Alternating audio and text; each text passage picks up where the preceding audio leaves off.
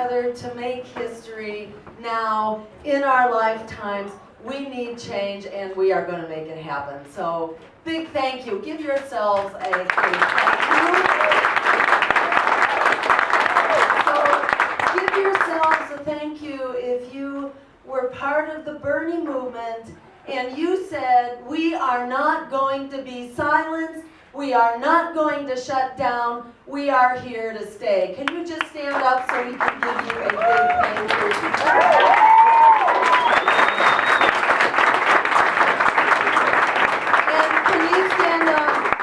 If you were part of the Green Movement that's been here for a long time, building a framework for us to challenge power. Thank you. And will you stand up if you are part of the millennial generation that is refusing to go quietly into this dark night and be good little boys and girls?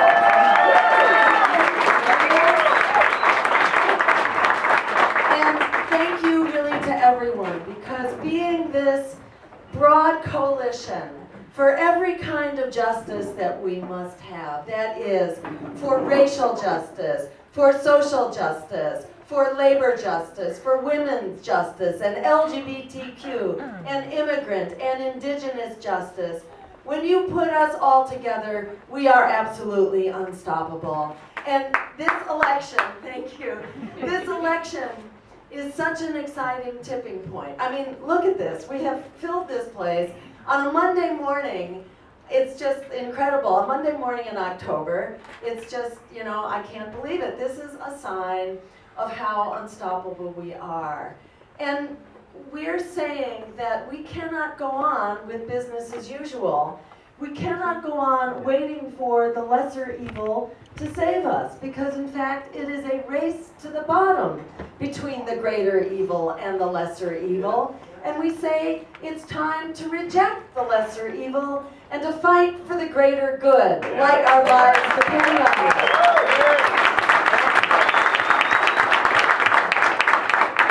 Because, this is like where utter dire necessity meets incredible opportunity. We can't go on the way we're going on. It's just not going to last, whether on account of the police violence that we see week after week and day after day, just the awful stories of murder and slaughter all over the headlines, and to see the videos playing out of this, and to not have accountability, to not have police accountability really on a single case, with there being something like 700 police murders so far this year alone.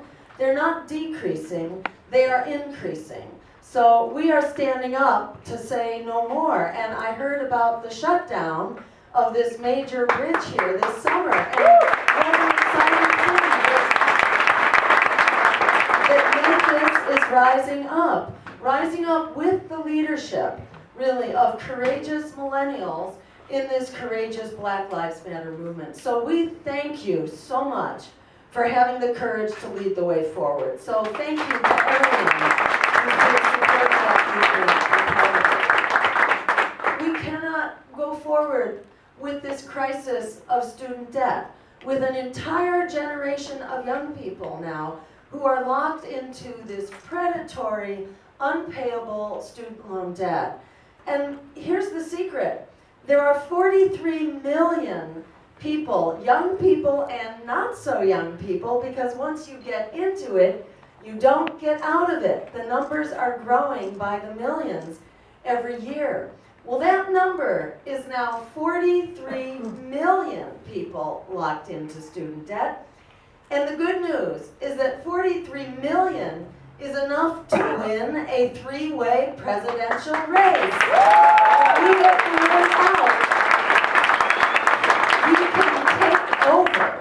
We can take over this election just on that one issue alone. Because it's not just the right thing to do, it's absolutely the essential thing to do. And by the way, there's only one place that people can put their votes to end student debt, and you are looking at it right here, because we are standing up together a human right. And that means going backwards, we got to end the debt. And it means going forward, it's time for free public higher education.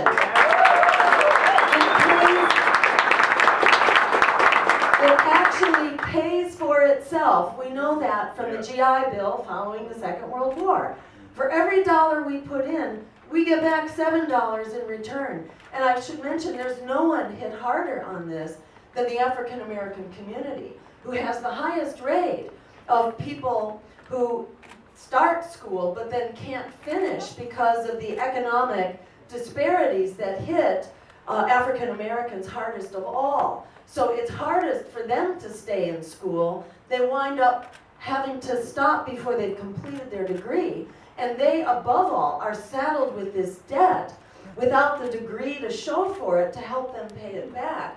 But, you know, this is part of the burden on this entire generation. So if we found it, I shouldn't say we, I should say if Democrats and Republicans found a way to bail out the crooks on Wall Street who shouldn't have been bailed out, but they bailed them out in order to do more reckless gambling with our tax dollars. The banks are bigger than ever, more prone to failing than ever. But still, they bailed them out to the tune of $16 trillion they came up with. So they could bail out the crooks on Wall Street. It's about time we bailed out the young people who are the victims of that waste, fraud, and abuse. It's time to bail out the younger generation. So by just getting the word out, you know, it's a campaign like, friends don't let friends stay home in debt. Come out and vote green in 2016 and let's put an end to this debt. Yeah, just by getting that word out, we can bring out enough people. If, in my experience, when people in debt learn that there's actually a way, a feasible way, that we can end that debt, that wild horses can't keep them away, that people will come out. This is an absolutely irresistible incentive. And of course, that's why they won't allow us into the debates, because this is a house of cards which is already coming down. All people need is to hear that there is replacement from it. And we could go from splitting the vote to flipping the vote, which is what we need to do and we have the power to do.